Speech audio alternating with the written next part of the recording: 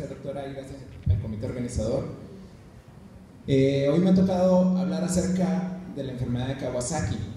La enfermedad de Kawasaki es una enfermedad que es prácticamente de reciente aparición, o sea, de que no es algo que, bueno, no de reciente aparición, sino que de reciente conocimiento, porque hasta hace muchos años, hasta alrededor del año 1960, no se conocía nada acerca de lo que es la enfermedad de Kawasaki.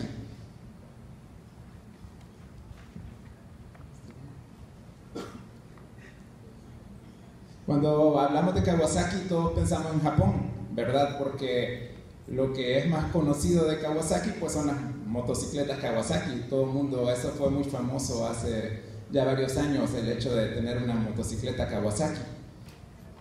Pero en realidad Kawasaki para nosotros en medicina es una enfermedad que afecta el corazón, ¿verdad? Es actualmente la enfermedad adquirida más común que afecta el corazón, o sea, es la cardiopatía adquirida más común. Ha ido a reemplazar en muchos lugares hasta lo que es la fiebre reumática y todas esas enfermedades adquiridas, aún las miocarditis en algunos lugares ha sido reemplazado por lo que es la enfermedad de Kawasaki, y se ha vuelto pues un problema de salud muy importante a nivel mundial.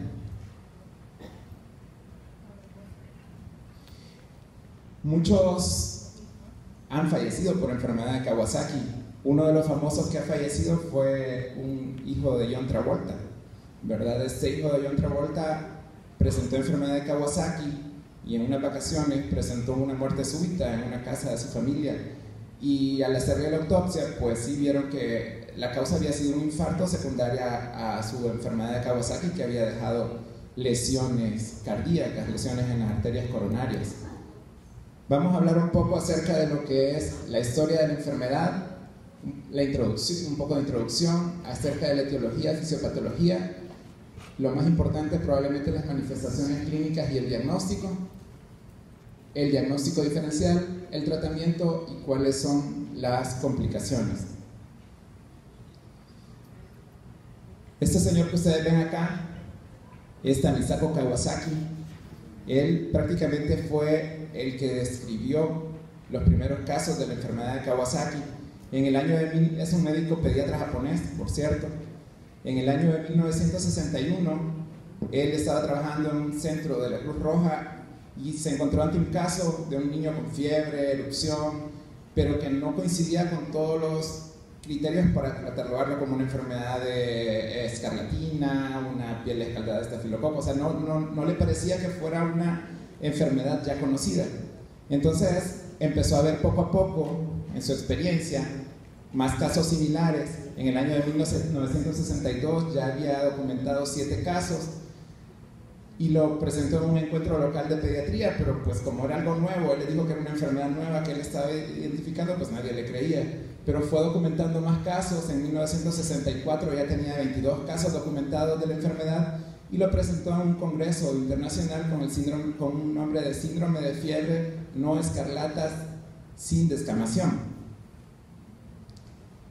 Pero fue hasta el año de 1965 cuando uno de estos pacientes que el doctor llevaba en su registro falleció.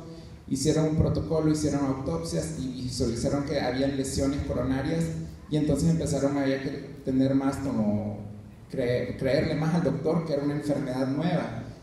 Y en el año de 1967 ya tenía 50 casos y se empezaron a hacer publicaciones internacionales y se empezó a investigar más, y ya pues le dieron más realce o más credibilidad a lo que decía el doctor Tamisako Kawasaki, y ya pues se documentó como tal lo que es la enfermedad de Kawasaki. Él en sus primeras investigaciones comenzó a hacer que es como un cronograma de lo que son los síntomas, los signos, cómo va evolucionando la fiebre, los días, las alteraciones en el hemograma, que más o menos van a ver que esto sinceramente no ha cambiado mucho desde que él lo publicó, ¿verdad? Solo se ve más bonito, pero en realidad es prácticamente lo mismo.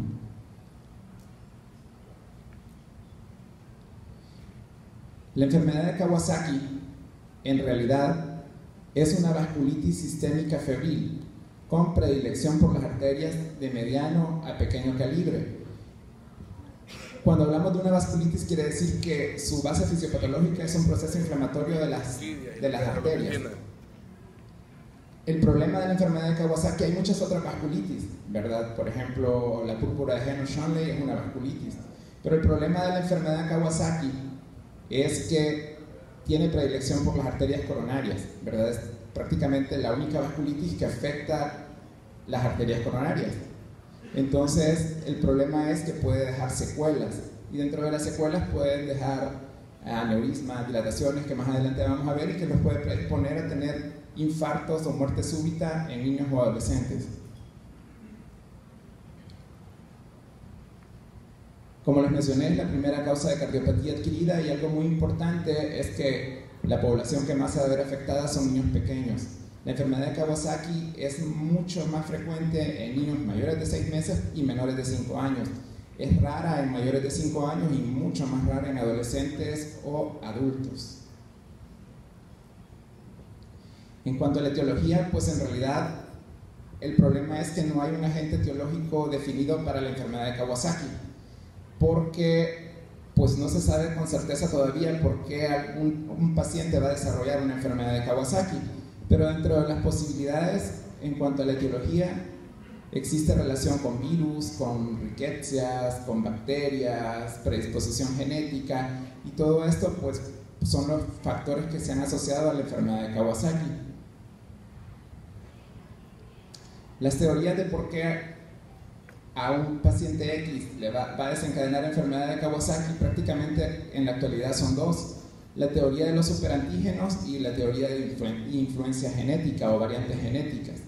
Esto del superantígeno solo hay que recordar que cómo es la reacción normal de los macrófagos cuando una célula T presenta un antígeno, y estas tienen solo a reaccionar con las que tienen su misma similitud. Entonces empiezan a formar citocinas, y estas células T estimulan a los linfocitos B y se empiezan a formar anticuerpos para un determinado virus, bacteria. Pero los superantígenos no toman esta ruta normal de los diferentes virus o bacterias. Estos superantígenos se pueden adosar en cualquier reacción de la célula de los macrófagos con las células T colaboradoras, porque no se adosan en el centro, o sea, donde está el conocido, sino que se adosan a un lado, y pueden reaccionar con múltiples células. Entonces estos superantígenos se caracterizan porque reaccionan con todo tipo de células y producen grandes cantidades de citocinas, factores de necrosis, y generan reacciones inflamatorias muy severas. Entonces se considera que las personas o las bacterias que pueden desencadenar una reacción de superantígeno están muy asociadas a lo que es la enfermedad de Kawasaki. Y la otra teoría es lo de la predisposición genética. Se están haciendo múltiples estudios en cuanto a las variantes genéticas que pudieran existir en determinados pacientes y que los hace estar predispuestos a presentar una enfermedad de Kawasaki ante una infección determinada. Dentro de estas variantes son las más estudiadas, el ITP-CK y el SLC11A, son las que se han estudiado más, y estas variantes genéticas se han estudiado más en Japón porque ellos las tienen más. Entonces se ha visto que los pacientes que tienen estas variantes genéticas tienen mayor riesgo de presentar enfermedad de Kawasaki, y además tienen mayor riesgo de complicaciones por el Kawasaki. Algo bien importante que también los investigadores estaban documentando es que las personas que tienen esta variación genética, cuando les da la enfermedad de Kawasaki, tienen una reacción de hiperemia a nivel de la BCG, que es un dato clínico actual que se va a introducir probablemente en los criterios de diagnóstico que más adelante vamos a ver, pero todavía no está. Es decir, que un niño con fiebre y todos los demás criterios, pero que además veamos una reacción de hiperemia a nivel del sitio de inoculación de la vacuna de la BCG, pudiera tener una de estas variantes genéticas, y es un factor que se puede asociar a la enfermedad de Kawasaki.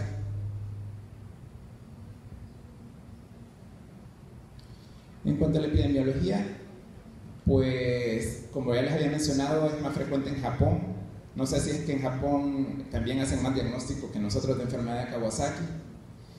Mayor incidencia en menores de 5 años, Como les había mencionado, el pico de edad que con mayor frecuencia se presenta es alrededor de los 2 años. ¿Por qué no vemos enfermedad de Kawasaki en los primeros meses de vida? Porque se supone que los anticuerpos o el sistema inmunológico de los niños en los primeros meses está mediado más por el sistema inmunológico de la madre. Entonces no se ven muy afectados, tuvieron una infección o un superantígeno. Pero en cambio, entre los 6 meses y los 5 años es cuando el sistema inmune del niño está como más estimulado y empieza a producir sus propios anticuerpos. Entonces en esa edad es cuando con mayor frecuencia se presenta la enfermedad de Kawasaki. Ya cuando ya tiene más de 5, 6, 7, 8 años, el sistema inmune también ya está como más estable, y por eso es que es menos probable de que cambien de enfermedad de Kawasaki más adelante. Entonces, al parecer, todo va relacionado a la predisposición genética y a variantes inmunológicas.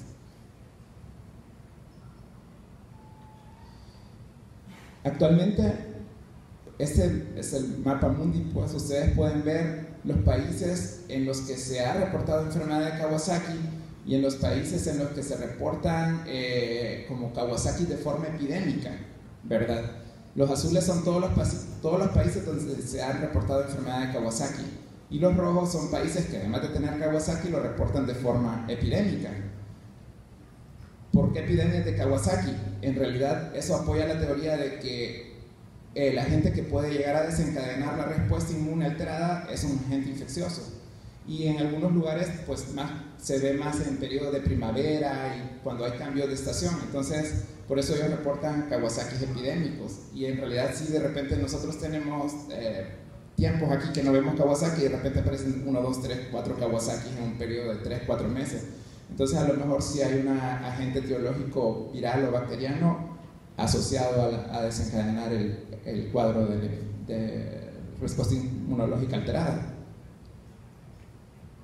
En cuanto al cuadro clínico, es quizás lo más importante y es donde voy a hacer un poquito de más énfasis en cuanto a las manifestaciones clínicas de la enfermedad, porque actualmente el diagnóstico de la enfermedad pues es prácticamente clínico, ¿verdad? No hay una prueba específica para que nosotros podamos decir este paciente tiene enfermedad de Kawasaki porque le tomo anticuerpos para A, B o C cosas. Entonces no hay una prueba específica.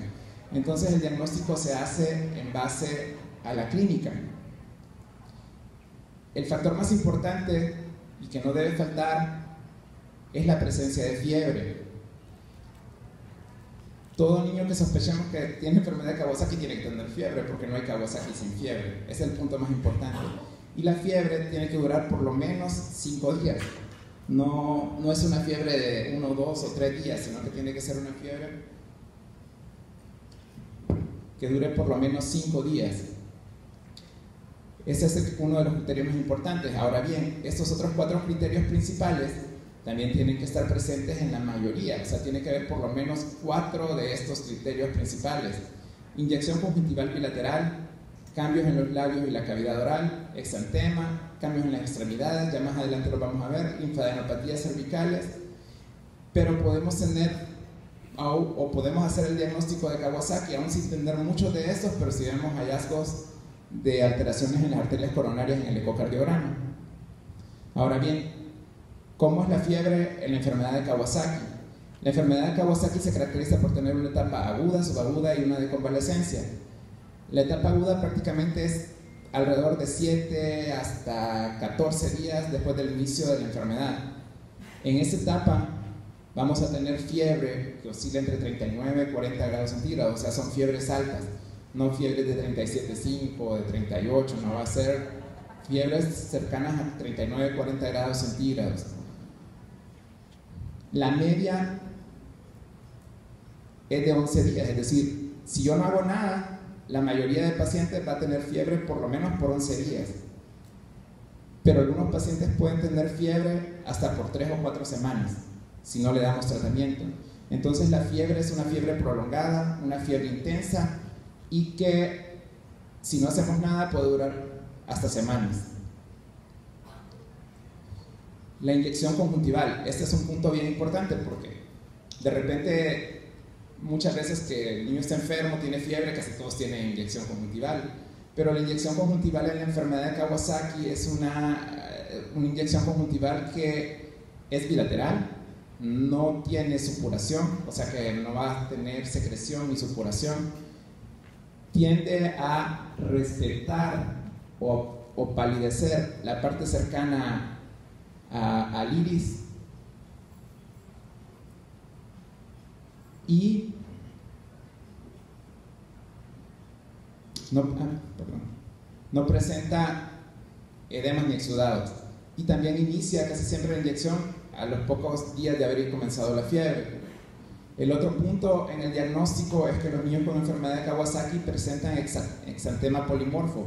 El exantema no siempre tiene las mismas características en todos los pacientes, es decir, no esperemos que todos los niños con enfermedad de Kawasaki van a tener el mismo exantema.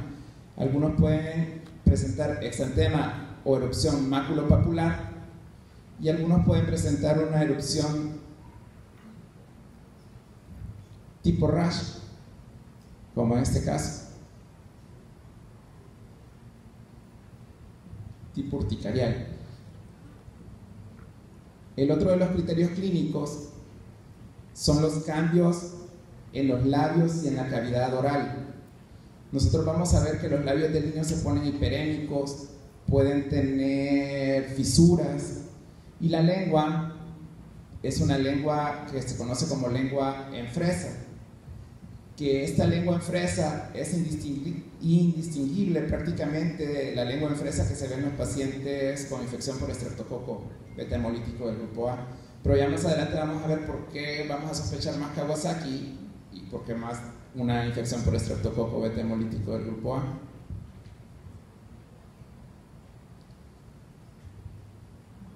Perdón, aquí no es exantema polimorfo, aquí hay cambios en las extremidades. Este es un punto bien importante porque los niños con enfermedad de Kawasaki casi siempre van a tener las extremidades con hiperemia y en algunas ocasiones edema, ¿verdad? Entonces, si tenemos un paciente que además de tener todos los otros criterios, vemos las extremidades y están con hiperemia y edema, hay que sospechar que sí pudiera tratarse de una enfermedad de Kawasaki. La hiperemia y el edema se producen en la etapa aguda de la enfermedad, o sea, en los primeros 7 a 10 días, pero posteriormente los niños pueden comenzar con una descamación, ¿verdad? Ya en la etapa subaguda, la piel de las manos o de las plantas de los pies se comienza a caer y algunos niños hasta pueden perder las uñas, ¿verdad? Por la enfermedad de Kawasaki. Claro, las uñas nacen, pues, pero se caen las uñas. Ahora bien, todos esos son las presentaciones típicas de la enfermedad de Kawasaki, pero también podemos tener formas incompletas de la enfermedad de Kawasaki y formas atípicas de la enfermedad de Kawasaki. Ahora bien, cuando hablamos de formas incompletas, es cuando tenemos un niño que tiene fiebre,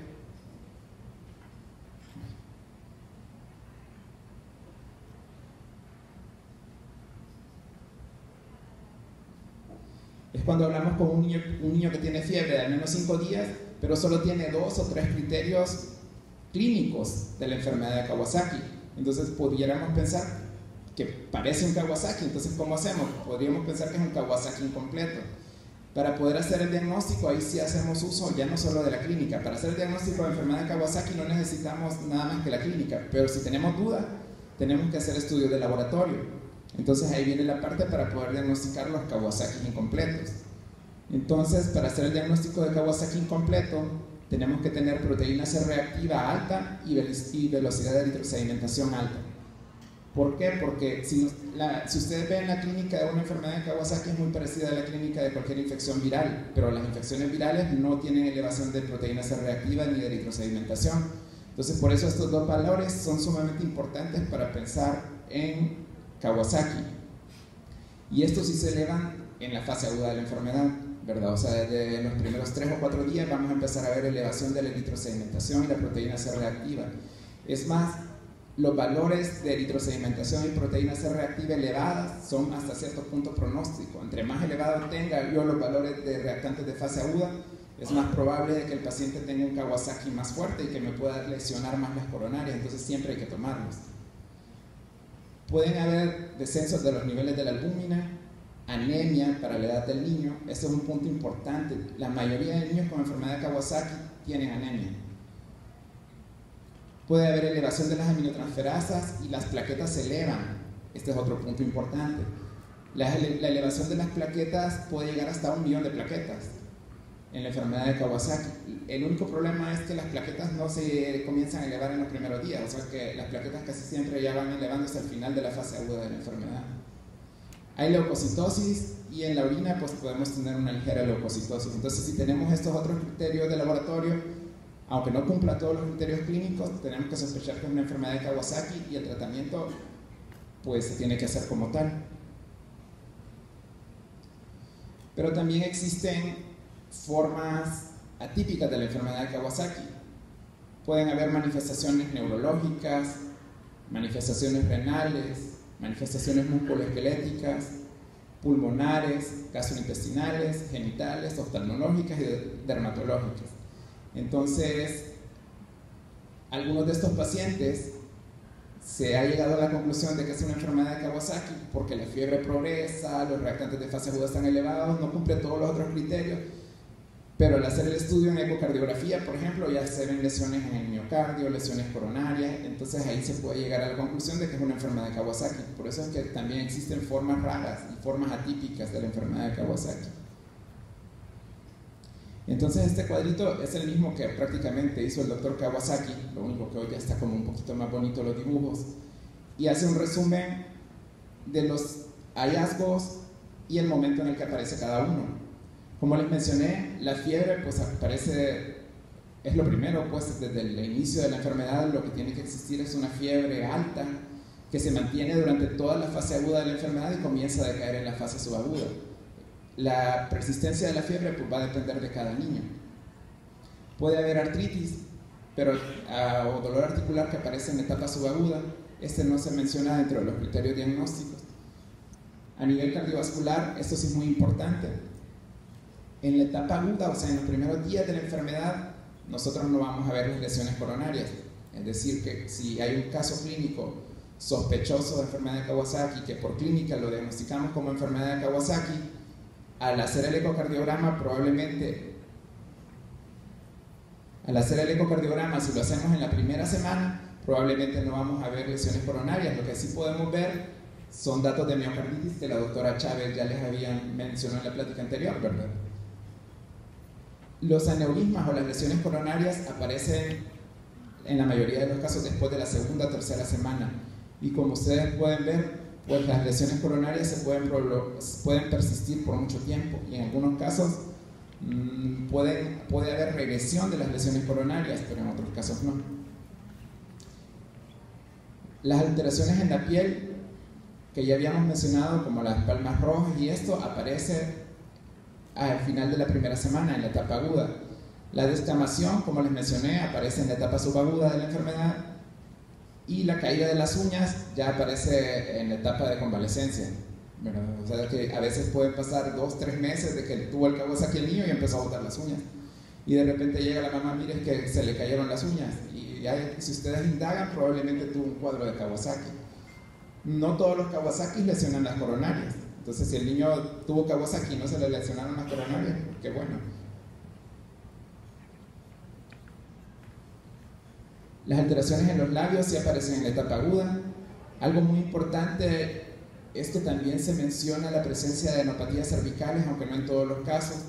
Las adenopatías cervicales tienen que tener un diámetro de por lo menos 1.5 centímetros para tener valor en cuanto al diagnóstico de Kawasaki.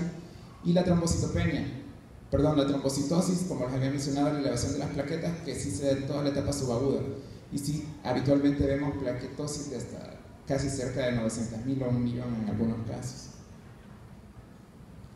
Ahora bien, ¿cuál es el rol que juega el ecocardiograma en la evaluación de los pacientes con enfermedad de Kawasaki, que es por lo que nos lo pasan a nosotros?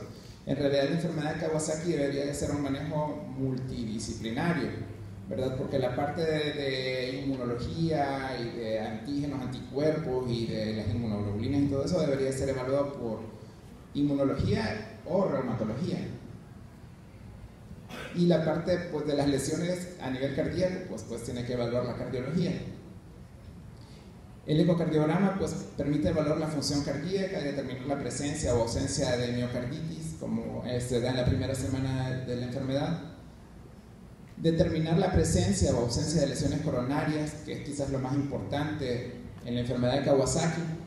Esto que ustedes ven acá al centro es la aorta, y esta que está hacia acá es la coronaria derecha, y esta es la coronaria izquierda.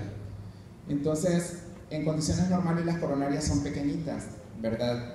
Andan alrededor de 2.5 milímetros en la mayoría de los niños. Cuando tenemos coronarias de 4 o 6 milímetros son coronarias grandes, pero lo que hacemos nosotros para medir el diámetro de las coronarias y saber si una coronaria está grande, pues tenemos que indexarlo. Hay algo que se llama Z-score, que es como ver el tamaño de una estructura en relación al peso y la talla del niño. Entonces se tiene que hacer eso para saber si en realidad las coronarias están dilatadas.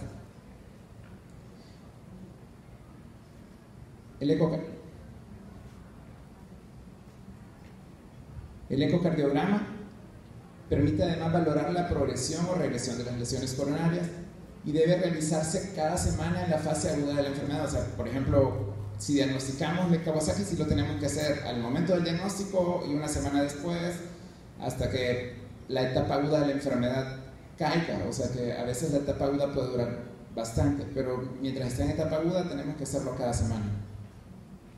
Y la sensibilidad para detectar lesiones coronarias proximales es 100%.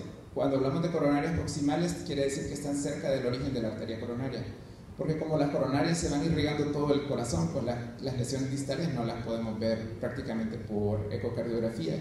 Ahí disminuye la sensibilidad a un 50%. Y aquí ustedes pueden ver siempre la aorta, y esta es la arteria coronaria. Esta es la rama, esta es la coronaria, esta es la descendente anterior, y esta que va para acá es la circunfleja, y ustedes notan cómo la arteria coronaria tiene un diámetro muy importante. Entonces, cuando nosotros tenemos un caso clínico sospechoso con esto, pues ya confirmamos el diagnóstico.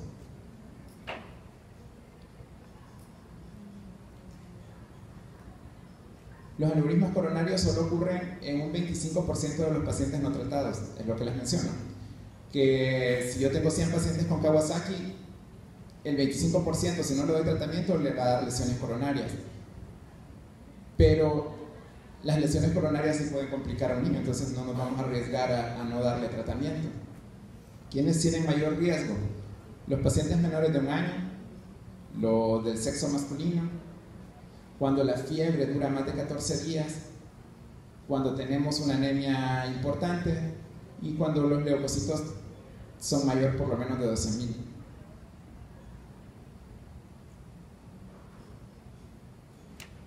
Ahora bien, cuando nosotros diagnosticamos aneurismas coronarios importantes, o sea que son grandes y que además el niño tiene compromiso hemodinámico, se tiene que pasar a hacer un cateterismo cardíaco para hacer una angiografía coronaria.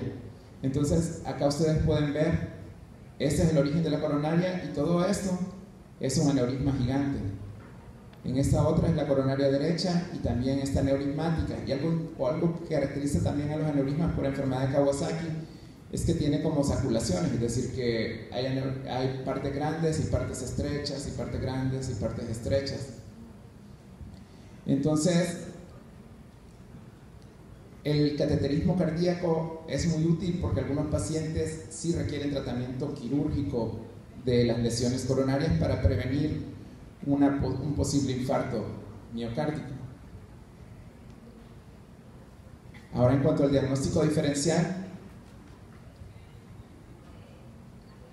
acá ustedes pueden ver, está un poco grande este cuadro, pero los diagnósticos diferenciales más frecuentes para la enfermedad de Kawasaki son el síndrome tóxico, la escarlatina, el síndrome de piel descargada por estafilococo, el síndrome de Stevens-Johnson y la necrólisis epidérmica tóxica.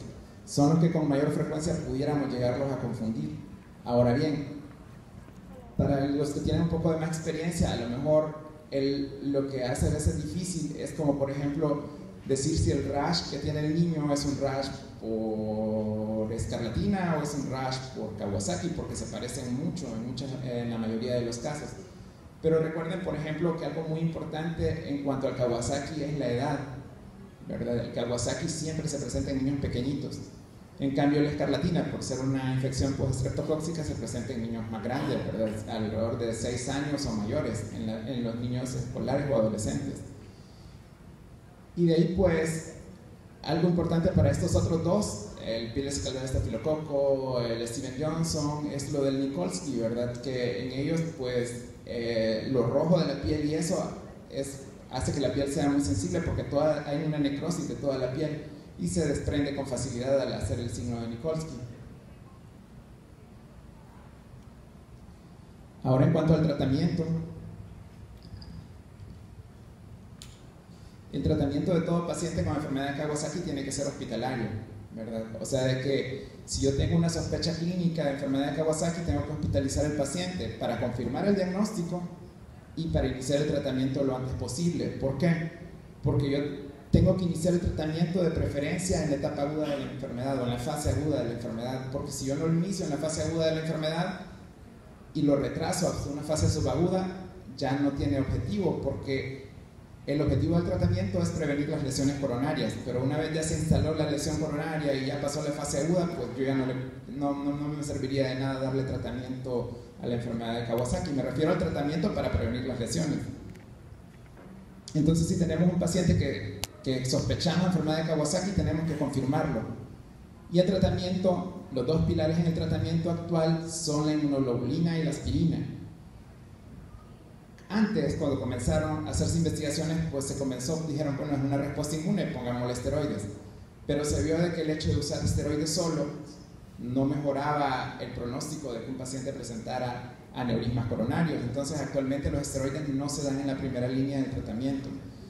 En la primera línea siempre está inmunoglobulina, es un inmunomodulador y también disminuye la respuesta inflamatoria. Entonces, la dosis de inmunoglobulina que actualmente se usa también es una dosis única, lo único que la dosis es una dosis alta de inmunoglobulina, se utilizan 2 gramos por kilo y se pasan alrededor de 12, 14 horas de inmunoglobulina, o sea, es una dosis bien alta de inmunoglobulina, por eso el paciente solo recibe una única dosis.